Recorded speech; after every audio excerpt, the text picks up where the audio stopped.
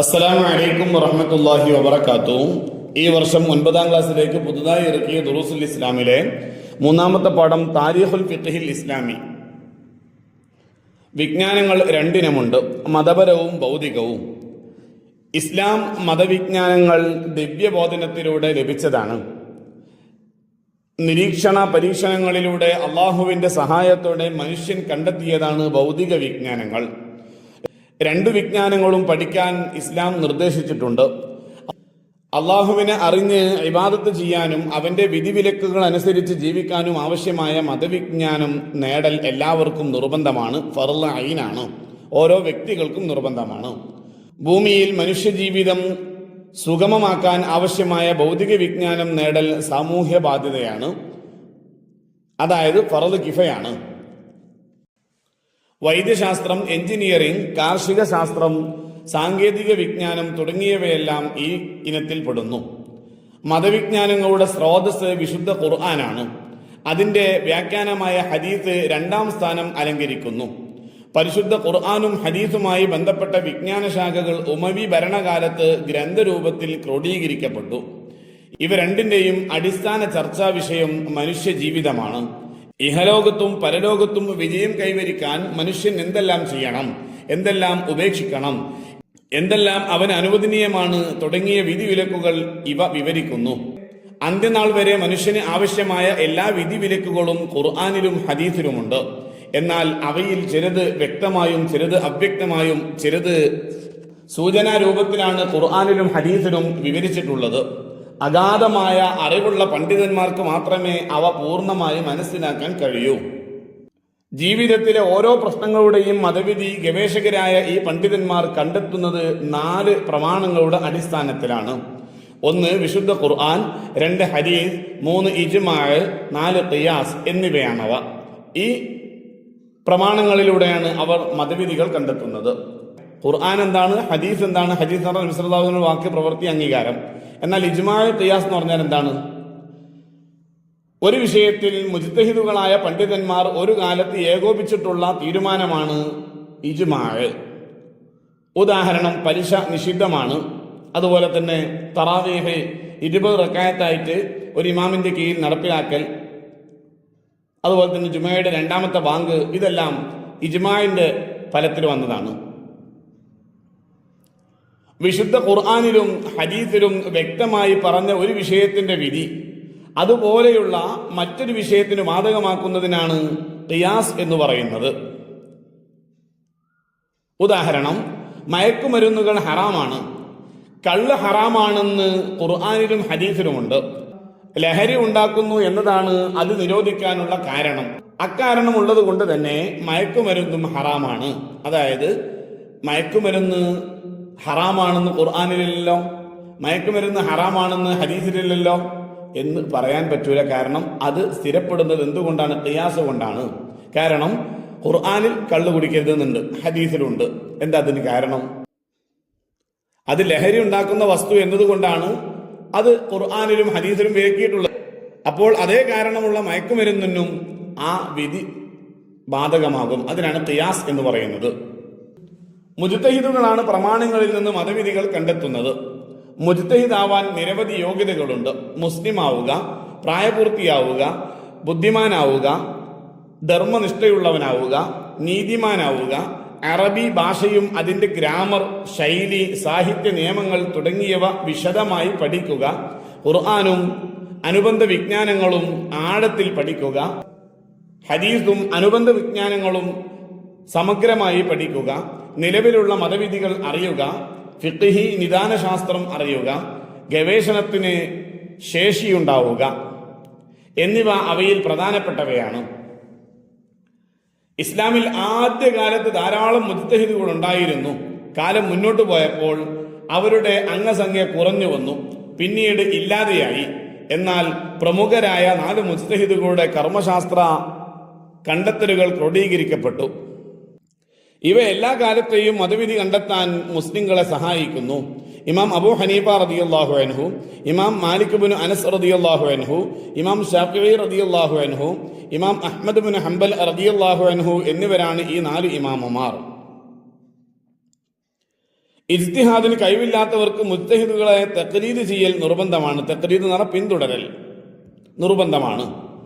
ലോക മുസ്ലിങ്ങളെല്ലാം 4 മദ്ഹബിലൊന്ന് തഖ്ലീദ് ചെയ്യുന്നവരാണ്. ഇങ്ങനെ ചെയ്യാത്തവർ മുബ്തദിഉകളാണ്, പുത്തനാശയക്കാരാണ്. ഇന്ത്യയിലെ മുസ്ലിങ്ങൾ ഹനഫി ഷാഫിഈ മദ്ഹബുകളുടെ മുഖല്ലിദുകളാണ്. ഇന്ത്യയിൽ ഹനഫി മദ്ഹബുകാരും ഷാഫിഈ മദ്ഹബുകാരുമാണ് കൂടുതലുള്ളത്. ഹിജ്റ 80 കൂഫയിൽ ജനിച്ച അബൂ ഹനീഫ റളിയല്ലാഹു അൻഹു പഠനവും അധ്യാപനവുമായി ജീവിതം നയിച്ചു. അബൂ ഹനീഫ റളിയല്ലാഹു അൻഹു വലിയ ഭക്തനും ആബിദും ഐഹിക വിരക്തനും വലിയ സൂക്ഷ്മതയുള്ള വ്യക്തിയും ഉദാരനും സൽസ്വഭാവിയുമായിരുന്നു. കച്ചവടം ചെയ്ത് അദ്ദേഹം ജീവിതോപാധി കണ്ടെത്തി. ഇമാമുൽ ആലം എന്ന പേരിൽ ആ മഹാൻ അറിയപ്പെടുന്നു. ഹിജ്റ 80 ജനിച്ച അബൂ ഹനീഫ റളിയല്ലാഹു അൻഹു ഹിജ്റ 150 വഫാത്തായി. ഹനഫി മദ്ഹബിലെ പ്രധാന പണ്ഡിതന്മാർ മുഹമ്മദ് ബിനു ഹസൻ ശൈബാനി റളിയല്ലാഹു അൻഹു, അബൂ യൂസുഫുൽ ഖാദി റളിയല്ലാഹു അൻഹു, സുഫർ ബിനു ഹുദൈൽ റളിയല്ലാഹു അൻഹു, ഹസൻ ബിനു സിയാദ് റളിയല്ലാഹു അൻഹു എന്നിവരാണ്. ഇനി പറയാൻ പോകുന്നത് ഹനഫി മദ്ഹബിലുള്ള കർമ്മശാസ്ത്ര ഗ്രന്ഥങ്ങളാണ്, അതിന്റെ രചയിതാക്കളും. അൽ കാഫി, അത് രചിച്ചത് അൽ ഹാക്കിമു സദ്ർ ഷഹീർ. അൽ മബ്സൂത്ത്, അൽ ഹിദായത്തു ഷർഹു ബിദായത്തിൽ മുബ്തദി, ഫത്ഹുൽ ഖദീർ ഷർഹുൽ ഹിദായ എന്നിവ ഹനഫി മദ്ഹബിലെ പ്രമുഖ കർമ്മശാസ്ത്ര ഗ്രന്ഥങ്ങളാണ്. ഇമാം മുഹമ്മദ് ബിൻ ഇദ്രീസ് ഷാഫിഈ റളിയല്ലാഹു അൻഹു ഖതീബുൽ ഉലമാ, ഷാഇറുൽ ഫുഖഹ എന്നീ പേരുകളിൽ പ്രസിദ്ധനാണ്. ലോകം വിജ്ഞാനം കൊണ്ട് നിറക്കുന്ന ഖുറൈശി പണ്ഡിതൻ എന്ന് നബി സല്ലല്ലാഹു അലൈഹി വസല്ലമ വിശേഷിപ്പിച്ചത് ഇമാം ഷാഫിഈ റളിയല്ലാഹു അൻഹുവിനെയാണ്. ഭക്തനും സാഹിദും സൂക്ഷ്മതയുടെ പര്യായവും ഉദാരനും ആബിദും വിജ്ഞാനത്തിനു വേണ്ടി ജീവിതം സമർപ്പിച്ച മഹാനുമാണ് ഇമാം ഷാഫിഈ റളിയല്ലാഹു അൻഹു. ഇമാം മാലിക് റളിയല്ലാഹു അൻഹുവിന്റെ ശിഷ്യനും ഇമാം അഹ്മദ് ബിൻ ഹംബൽ റളിയല്ലാഹു അൻഹുവിന്റെ ഉസ്താദുമായിരുന്നു അദ്ദേഹം. അദ്ദേഹത്തിന്റെ റിസാലയാണ് ഉസൂലുൽ ഫിഖ്ഹിലെ ആദ്യ ഗ്രന്ഥം. ഹിജ്റ 150 ജനിച്ച ഇമാം ഷാഫിഈ റളിയല്ലാഹു അൻഹു ഹിജ്റ 204 വഫാത്തായി. ഇമാം ഗസാലി റളിയല്ലാഹു അൻഹു, ഇമാം നബവി റളിയല്ലാഹു അൻഹു, ഇബ്നു ഹജർ അൽ അസ്ഖലാനി റളിയല്ലാഹു അൻഹു, സക്കരിയ അൻസാരി റളിയല്ലാഹു അൻഹു, ഇമാം റാഫിഈ റളിയല്ലാഹു അൻഹു, ഇമാം സുയൂത്തി റളിയല്ലാഹു അൻഹു, ഇബ്നു ഹജർ അൽ ഹൈതമി റളിയല്ലാഹു അൻഹു എന്നിവർ ഷാഫിഈ മദ്ഹബിലെ പ്രമുഖ പണ്ഡിതന്മാരിൽ ചിലരാണ്. ആ കാലഘട്ടത്തിലെ ഗ്രന്ഥങ്ങൾ അൽ ഇമാം ഷാഫിഈ റളിയല്ലാഹു അൻഹു, അൽ ഹാവിൽ കബീർ അൽ ഇമാം മാവർദി റളിയല്ലാഹു അൻഹു, അൽ മജ്മൂ' മിൻഹാജ് ത്വാലിബീൻ ഇമാം നബവി റളിയല്ലാഹു അൻഹു, അൽ വജീസ് ഇമാം ഗസാലി റളിയല്ലാഹു അൻഹു, തുഹ്ഫത്തുൽ മുഹ്താജ് ഇമാം ഇബ്നു ഹജർ അൽ ഹൈതമി റളിയല്ലാഹു അൻഹു, ഫത്ഹുൽ മുഈൻ ശൈഖ് സൈനുദ്ദീൻ മഖ്ദൂം റളിയല്ലാഹു അൻഹു എന്നിവ ഷാഫിഈ മദ്ഹബിലെ പ്രമുഖ ഗ്രന്ഥങ്ങളാണ്. അദ്ദുആ, അല്ലാഹുമ്മ അല്ലിംനാ മാ യൻഫഉനാ വൻഫഉനാ ബിമാ അല്ലംതനാ വർസുഖ്നാ ഇൽമൻ നാഫിഅ. അല്ലാഹുവേ, ഞങ്ങൾക്ക് ഉപകാരമുള്ളത് ഞങ്ങൾക്ക് നീ പഠിപ്പിച്ചു തരണമേ. നീ പഠിപ്പിച്ചു തന്നതുകൊണ്ട് ഞങ്ങൾക്ക് ഉപകാരം നൽകണമേ. വർസുഖ്നാ ഇൽമൻ നാഫിഅ, ഉപകാരപ്രദമായ അറിവ് നീ ഞങ്ങൾക്ക് നൽകണമേ. ഈ പാഠത്തിന്റെ തദ്രീബാത്ത് നോക്കാം. 1. നുജീബ് ബി കലിമ, ഒറ്റ വാക്കിൽ ഉത്തരമെഴുതുക. മതവിജ്ഞാനം പഠിക്കുന്നതിന്റെ വിധി എന്ത്? ഫർള് ഐൻ. 2. ഭൗതിക വിജ്ഞാനം പഠിക്കുന്നതിന്റെ വിധി എന്ത്? ഫർള് കിഫായ.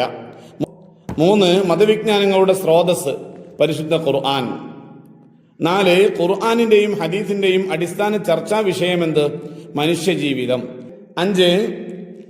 ഇമാം അബൂ ഹനീഫ റളിയല്ലാഹു അൻഹു ജനിച്ച ഹിജ്റ വർഷം 80.